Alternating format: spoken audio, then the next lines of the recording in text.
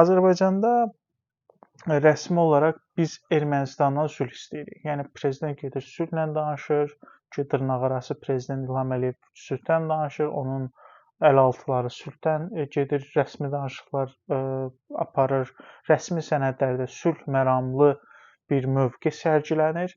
Amma gəlsiniz Azərbaycana baxın, media müharibədən danışır, hökumət mediası müharibədən danışır. İlham Əliyev çıxır danışır ki, biz filan qədər silah aldıq, təyyarə aldıq, istənilən halda düşmənlərimizi məhv edəcəyik, Azərbaycanlılar Ermənistana qayıdacaq, nə bilim, Sevan gölü Göyçə gölü olub. Yəni bu cür ritorika var. Yəni rəsmi və qeyri-rəsmi. Mən burada kimin düz, nəyin səhv olduğunu danışmıram.